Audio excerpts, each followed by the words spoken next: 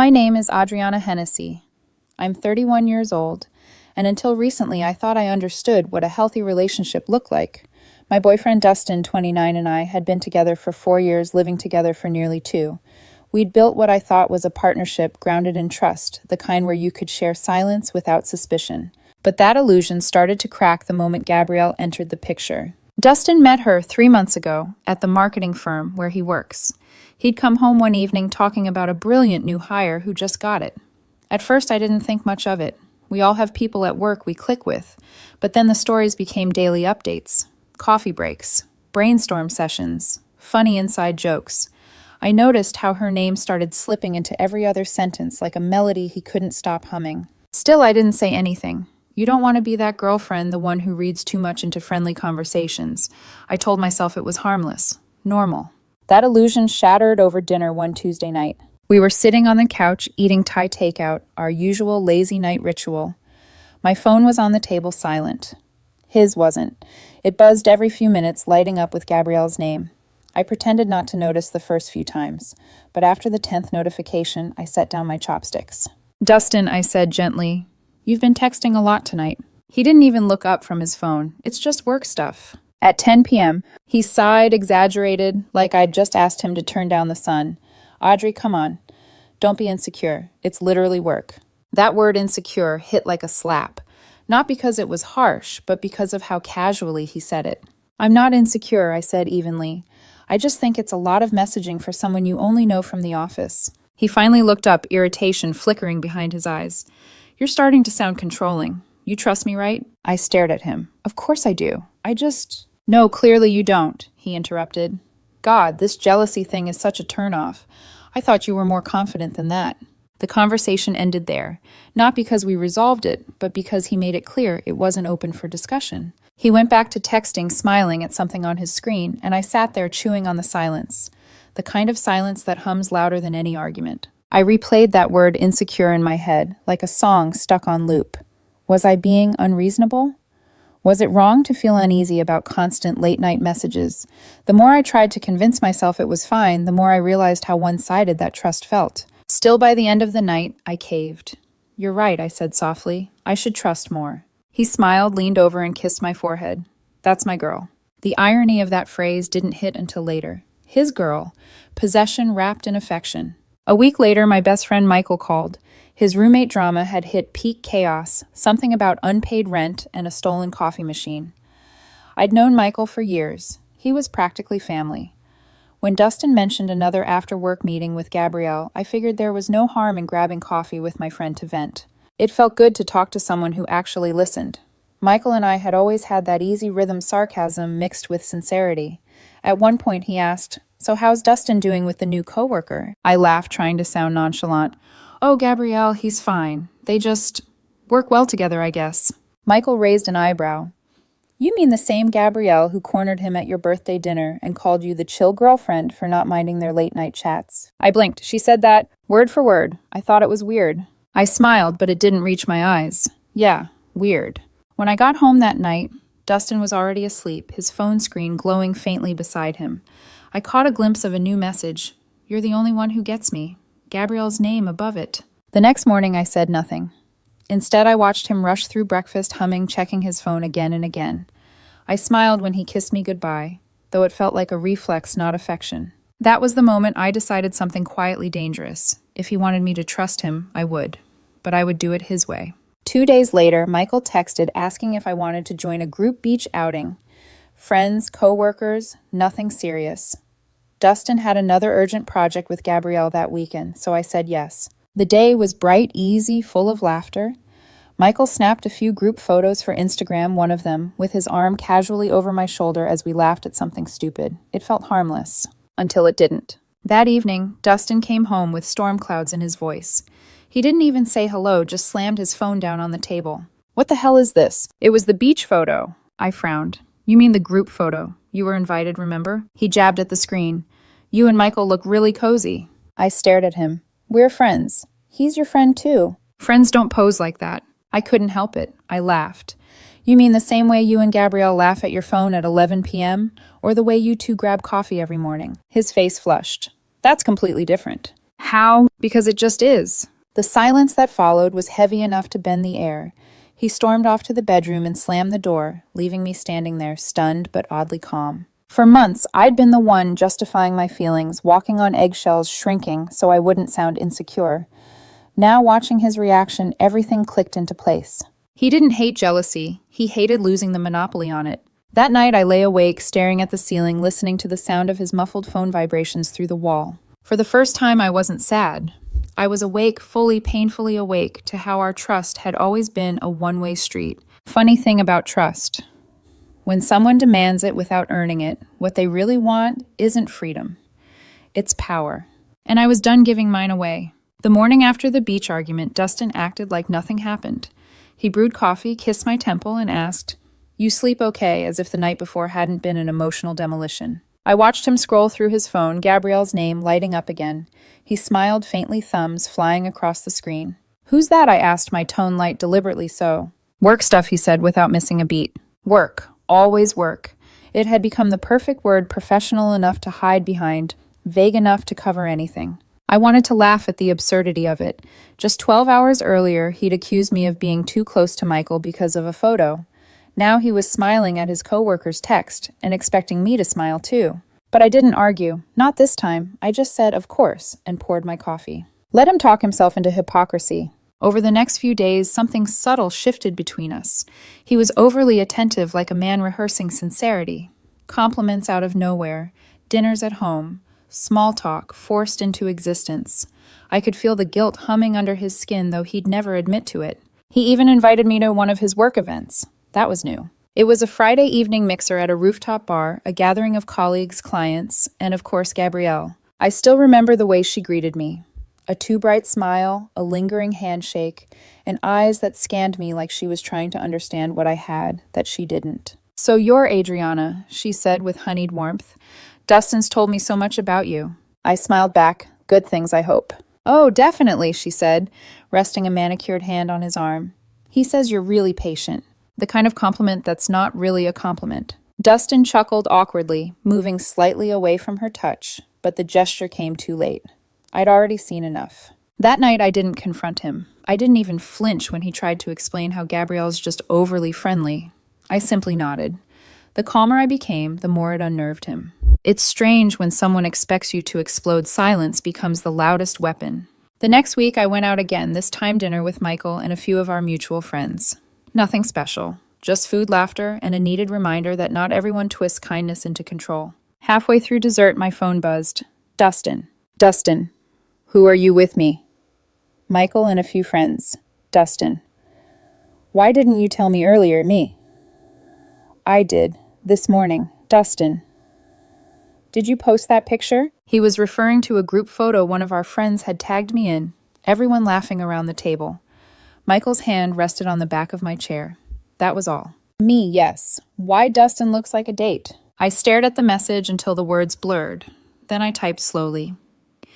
"Then maybe now you know how it feels." He didn't respond. When I got home, he was waiting in the living room, arms crossed, jaw tight. "We need to talk," he said. I set down my bag. "About what?" "About boundaries." "Okay, let's talk boundaries." He took a deep breath, rehearsed concern dripping from his voice. "I just don't think it's appropriate for you to be out alone with Michael all the time. It doesn't look good." "Doesn't look good to who?" "To anyone. To me." I tilted my head. "You mean like how your late-night chats with Gabrielle look?" "That's different," he snapped. "Because she's your coworker." "Exactly." "Who sends you memes at midnight?" He hesitated. "We're just friends." "And so are Michael and I." "Michael has a crush on you." I almost laughed. "Based on what?" "The way he looks at you. It's obvious." "Funny. Gabrielle looks at you the same way." His voice rose. "That's not fair, Adriana." "No," I said quietly. "What's not fair is you spending weeks making me question myself only to crumble the second the mirror faces you." He fell silent, breathing hard, his face caught somewhere between guilt and anger. I didn't push further. I just walked past him, picked up my book from the coffee table, and said, "Good night." He stood there for a long moment before muttering, "You've changed." Without looking up, I replied, "No, I've just stopped apologizing for noticing." By the next morning, the change was undeniable. Dustin had gone from defensive to clingy, texting me constantly asking where I was, who I was with, when I'd be home. He'd become the very thing he claimed to despise, suspicious, possessive, insecure, and somehow he didn't see it. 2 days later, I was at a coffee shop downtown with Michael. We were mid-conversation about his roommate finally moving out when a voice sliced through the buzz of chatter. Oh, what a coincidence. Dustin. And standing beside him, Gabrielle. Her smile was polite, but sharp. Adriana. I didn't know you'd be here. Just catching up with my friend, I said, motioning to Michael. How's the emergency project going? Dustin froze. What project? I smiled sweetly. The one you canceled our dinner plans for. Gabrielle suddenly found her phone very interesting. I'll, grab us a table, she mumbled, disappearing toward the back. Dustin's jaw clenched. You didn't tell me you were meeting Michael. You didn't tell me you were meeting Gabrielle. That's different. Of course it is, I said. It always is when it's you. I picked up my coffee and turned to Michael. You know, I think I've had enough caffeine for today. Let's go. As we walked out, I glanced over my shoulder. Dustin stood there watching, torn between guilt and wounded pride. Gabrielle said something to him, but he didn't respond. He just stared. The next few hours were a barrage of texts. Dustin. We need to talk. Dustin. Why didn't you tell me you were meeting Michael? Dustin. This feels wrong, Adriana. Dustin. You're being disrespectful. I didn't reply. For months, I'd been silenced by accusations of insecurity. Now I let silence be my answer. Because silence, when used right, isn't weakness. It's control. That night, I came home late. He was pacing the living room like a caged animal. I don't like who you're becoming, he said the moment I walked in. I dropped my keys on the counter, then stopped turning me into her. His brows furrowed. Who? Gabrielle, I said softly. The version of me who's allowed to make you feel wanted while pretending boundaries don't exist. He opened his mouth, then shut it again. For the first time, he didn't have a script to hide behind. And in that fragile silence, I realized something. This wasn't about jealousy. It was about mirrors, the ones we hold up to people who refuse to look. The next few weeks felt like living under quiet surveillance. Dustin didn't yell. He didn't accuse. Instead, he began checking in, constantly. Where are you headed? When will you be back? Who's going to be there? All delivered with a calm, almost tender tone, the kind that made it sound like care. But care has a rhythm. Control has a pattern. His questions were never for understanding, only for reassurance that I was still orbiting around him. Every evening, his texts lined up like a digital leash. You home yet? Did you eat? Why aren't you answering? Sometimes I'd stare at my phone, watching the dots of his next message pulse like a heartbeat I didn't ask to feel.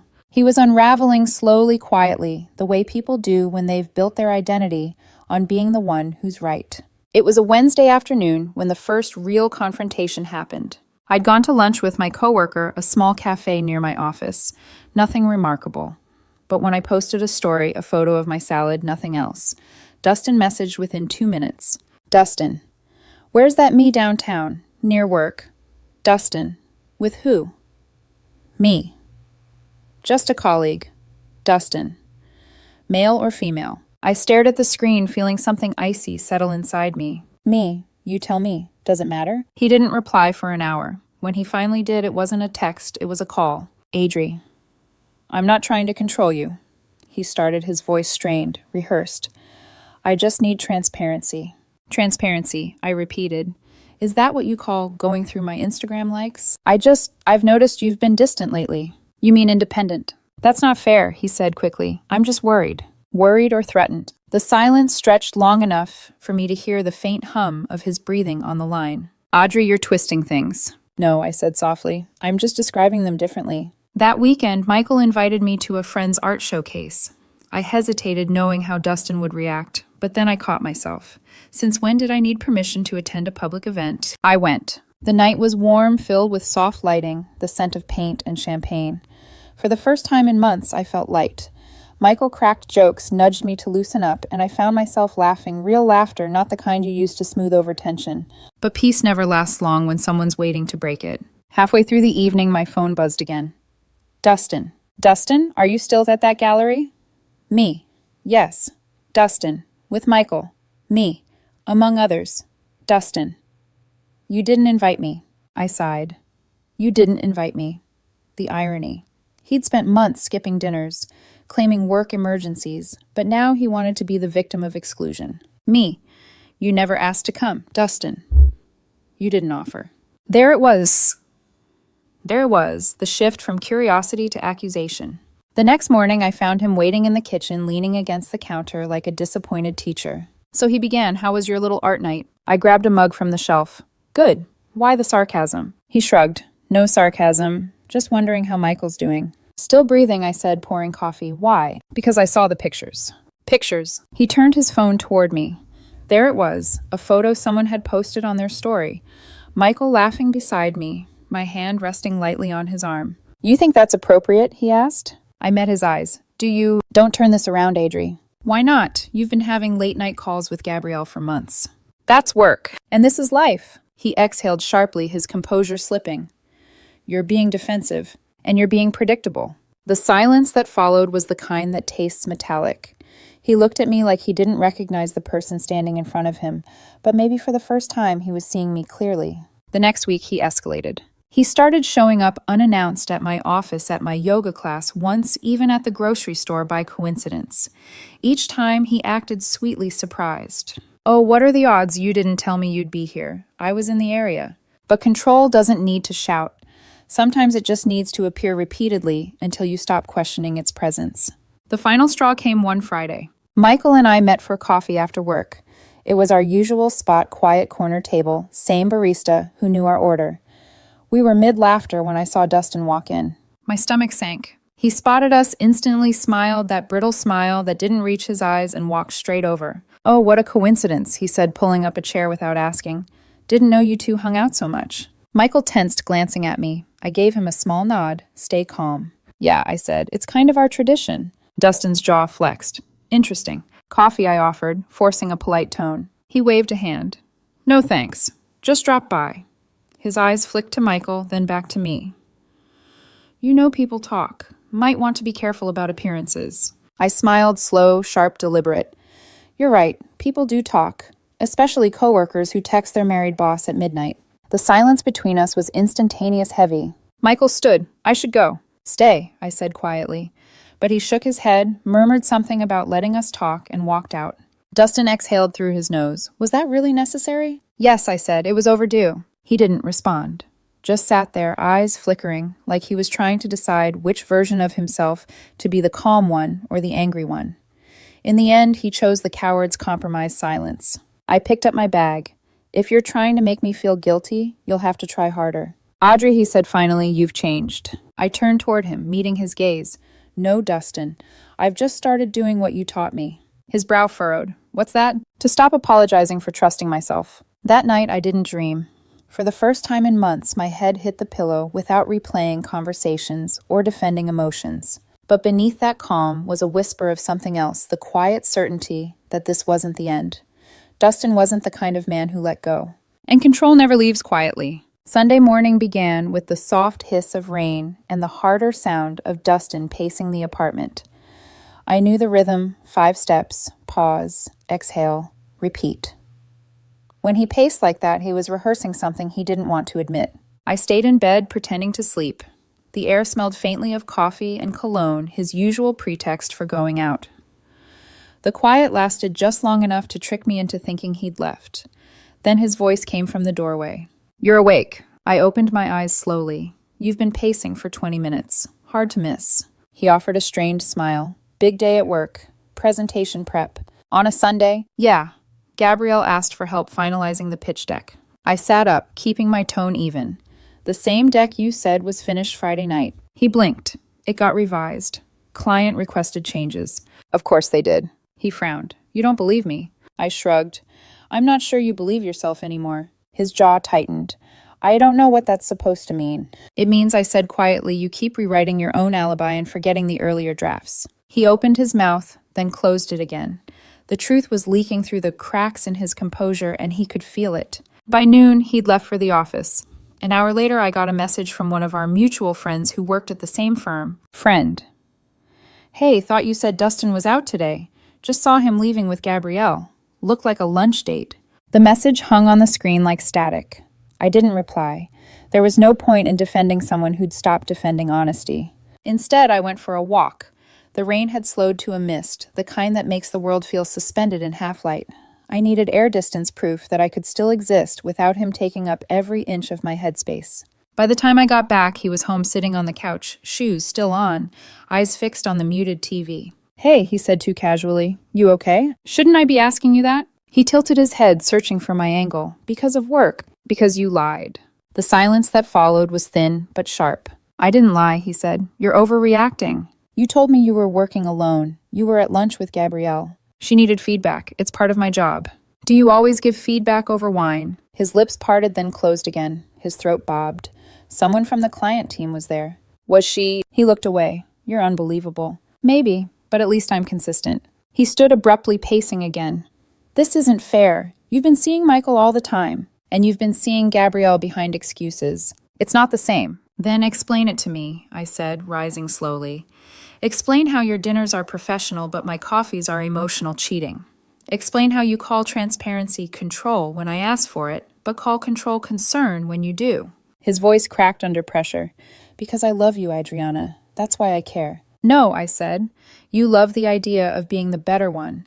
You love the version of me who apologizes for noticing. He stared at me, eyes glassy confusion, fighting with anger. I've never cheated on you. Emotionally you have, I said. And the worst part is, you've been cheating with your own reflection. That night I lay in bed, the sound of rain replaced by the faint tapping of his phone in the living room. At first I told myself not to look. Curiosity is the twin of self-destruction.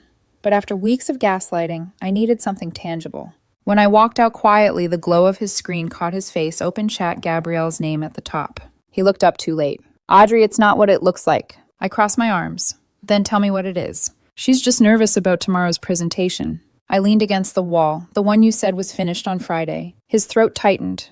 It got rescheduled. Or it never existed. His phone buzzed again. I didn't move, but his eyes flicked to the screen reflexively. Gabrielle's name flashed, followed by, I can't stop thinking about earlier. King. For a long time, neither of us spoke. The only sound was the hum of the refrigerator and the quiet unraveling of everything we'd built. When he finally spoke, his voice was a whisper. You were never supposed to see that. No, I said, but I was always supposed to feel it. We argued for an hour. He blamed stress, confusion, miscommunication. I blamed nothing, just held up the mirror he'd forced me to look into for months. Every time I caught him in a lie, he invented a new version of truth to patch it. We just had lunch. It was a group thing. She misunderstood. But guilt always leaves fingerprints. The tone of his voice, the way he said her name too gently. Finally, he said it, the sentence I'd been waiting for, the one that severs rather than cuts. You've changed, Adriana. You're cold now. I nodded slowly. You made me fireproof, Dustin. You don't get to complain about the smoke. He flinched. For a moment, I saw the boy he used to be, the one who once reached for my hand, just to feel connected.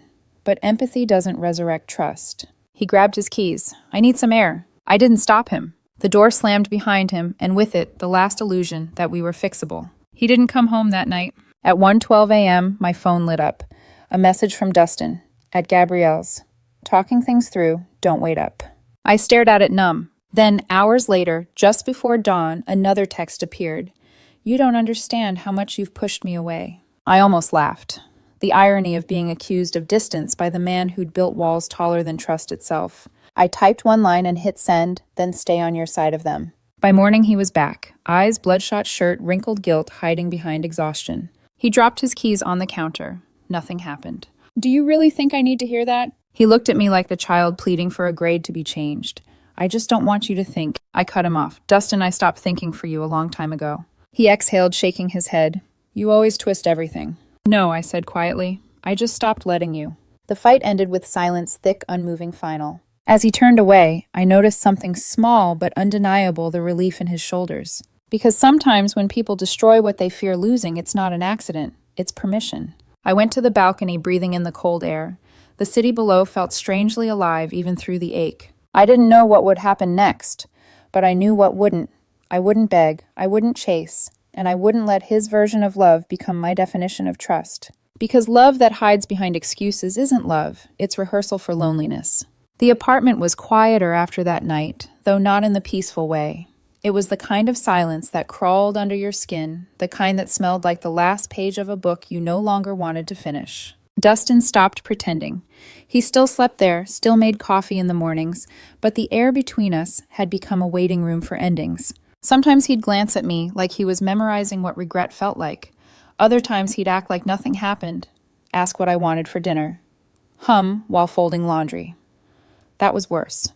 Watching someone try to bury guilt under normalcy, is like watching a magician pulling scarves from an empty hand. You almost admire the effort, but you know it's all illusion. It was Thursday when everything broke for good. I came home early from work exhausted and half ready to forget the world existed when I saw him sitting at the dining table, phone in hand. He didn't hear me walk in, too absorbed in whatever conversation had him smiling that soft, secret smile. "Work again?" I asked. He startled. "Jesus, Audrey, don't sneak up like that. Sorry, I thought you'd be used to having company while texting." He rubbed his temples. "Not this again. I'm just asking a question." He looked up, and for the first time I saw it clearly. The exhaustion, the defensiveness, the quiet arrogance of a man too afraid to admit he'd been caught twice. "You know what," he said, standing. "I can't do this dance anymore. You watch me like I'm some kind of criminal. Then stop behaving like one. That's not fair. Neither is pretending to love me while someone else texts you at midnight. She's just a friend." The words cracked through the air like glass hitting tile. "Then why did you spend the night at her place?" He froze. The silence was immediate, absolute. I saw it, the flicker of panic that replaced denial. The small inhale before he started spinning his next story. "It wasn't like that," he said quietly. "No," I whispered. "It never is. Until it is." He sat down suddenly, deflated. "You don't understand. Gabrielle's been struggling. She's lonely. Her boyfriend just left." I raised an eyebrow. "Boyfriend?" He blinked, realizing too late that he'd said too much. "Yes," I continued, "her boyfriend. The one she's still dating, right?" He didn't answer. "Dustin," I said softly, "you were never her exception. You were her distraction." He looked at me like I'd struck him. But truth doesn't wound the innocent, it exposes the guilty. After that, I didn't yell. I didn't cry. I simply walked to the bedroom, pulled my suitcase from the closet, and set it on the bed. "What are you doing?" he asked. "Packing," I said. "For you." He stared. "You're kicking me out." "I'm asking you to leave. By Monday." "You can't be serious." "I'm exhausted, Dustin. I can't live in a house where trust needs an autopsy." He stepped forward, his voice trembling with misplaced anger. "You're just going to throw away 4 years over some texts." "Over the lies, the gaslighting, the double standards," I said quietly. "Over the way you made me apologize for noticing." He shook his head. "You've changed." "No," I said. "You just stopped liking the version of me that stopped believing your excuses." He reached for my arm. "Audrey, please. I can fix this." I pulled away. "You can't fix something you refuse to admit is broken." He clenched his fists, desperate now. "You don't even know what you're saying." "Then explain it to me," I challenged. "Explain what you were doing at Gabrielle's last night." His jaw worked, his eyes darting away. "It wasn't. I don't want another half story." He swallowed hard. We kissed. There it was. The confession that confirmed what I'd already known, but hoped wasn't true. He must have expected tears. Maybe a slap. Something dramatic. Instead, I just nodded. "Thank you," I said softly. "At least one of us finally told the truth." He looked bewildered. "That's it. That's all I needed." I spent the next few hours packing quietly. He followed me around like a ghost, muttering fragments of apologies. "You know I love you. It didn't mean anything. I just got confused." Every sentence was another layer of denial wrapped in guilt. Finally, he said, "You can't just erase me." "I'm not erasing you," I replied. "I'm releasing you. There's a difference." He laughed bitterly. "So that's it then. You'll run to Michael next." I looked him in the eye. "No, Dustin. I'll run to myself." By Sunday, most of his things were gone. The apartment felt lighter, emptier, and somehow mine again. He came by one last time that night to collect a few boxes. He stood in the doorway, eyes darting around as if searching for something he'd lost. "Do you really think you'll be happier without me?" he asked. "I already am," I said. He took a deep breath. "You'll regret this." "Maybe," I said, "but at least the regret will be honest." He hesitated, hand still on the doorknob. "I didn't mean to hurt you." "You didn't mean to get caught," I corrected. He didn't respond. Just nodded once, then stepped into the hall. The door clicked shut, and for the first time in months, the sound didn't echo. Later that night, as I poured myself a glass of wine, my phone buzzed an unknown number. "I thought you should know Gabrielle's been seeing someone else for weeks." No name, but I didn't need one. I smiled faintly. It was almost poetic. Dustin had gambled everything on a fantasy that didn't even want him back. Some lessons arrive wrapped in irony. I stood by the window, watching city lights shimmer on wet pavement. For years, I'd believed love meant forgiveness. But now I understood something different. Love without respect isn't loyalty, it's self-abandonment. And I was done abandoning myself. 2 weeks after Dustin moved out, the apartment finally stopped smelling like tension. The air was lighter, freer, like the walls had exhaled. For the first few mornings, I still half expected to hear his keys, jingling his shoes, scraping the floor, the sound of his voice rehearsing excuses. But all that remained was the hum of my coffee machine and the silence I had earned. Silence, I learned, isn't emptiness. It's space, the kind you can finally fill with yourself. For days, I kept to small rituals. I reorganized the bookshelves, changed the curtains, repainted the mug rack he once said looked too feminine. Each act was quiet rebellion, disguised as self-care. The strangest part wasn't the loneliness, it was the peace. I realized how much noise he'd brought into my head. His doubts, his corrections, his subtle reshaping of who I was supposed to be. Every time I asked for honesty, he called it pressure. Every time I stood my ground, he called it pride. It took me 4 years to understand he didn't love me for who I was. He loved the version of me that didn't argue back. A month passed before I saw him again. It happened by accident at a grocery store of all places. I was comparing brands of olive oil when I heard his voice behind me. Audrey. I turned. He looked the same. Maybe a little thinner, maybe more tired, but still trying to hold himself together with that practiced smile. Dustin. He nodded toward my cart. Looks like you're doing okay. I am. He hesitated like he was waiting for me to ask how he was doing. I didn't. He cleared his throat.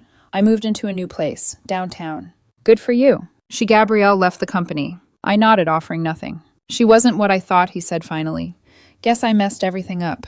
I studied him for a long moment. You didn't mess it up, Dustin. You revealed it. He blinked. Revealed what? The kind of love you are capable of. His mouth opened, then closed again.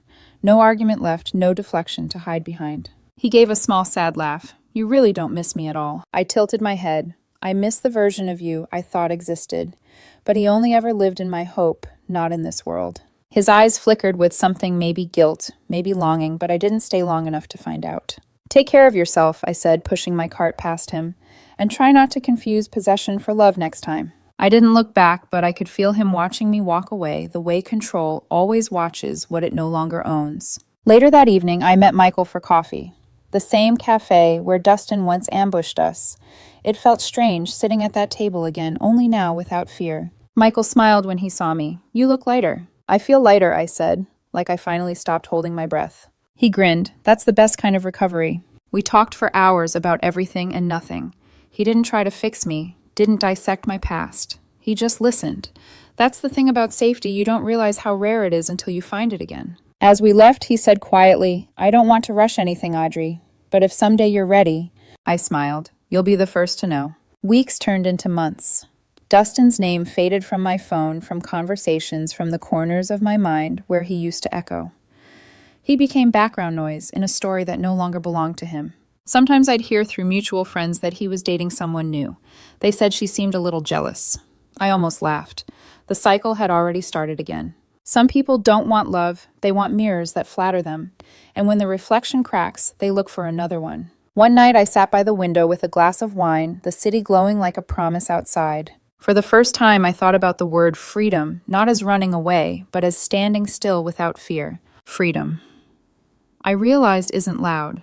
It's the sound of keys that don't rattle with someone else's shadow. It's drinking from your favorite mug and not worrying who thinks it's too feminine. It's looking at your own reflection and finally recognizing her. A few days later, I posted a photo. Nothing special, just me at an art exhibit smiling. Michael had taken it. A mutual friend sent me a screenshot an hour later. Dustin had liked the photo. I didn't block him. I didn't respond. I didn't feel anger or nostalgia, just clarity. Because when you finally learn the difference between peace and silence, you stop mistaking drama for love. Sometimes I still think about the girl I used to be, the one who tried to justify disrespect because she didn't want to lose someone. I wish I could tell her what I know now. Losing someone who never respected you isn't loss. It's release. And healing doesn't always roar. Sometimes it whispers. You're home now. So if Dustin ever tells the story, I know how it'll sound.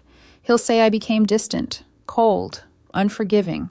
He'll say I stopped trying. And maybe I did. Because you can't keep trying to hold hands with someone who keeps letting go. When people show you who they are through their double standards, believe them the first time. And when they finally leave, don't chase. Just breathe.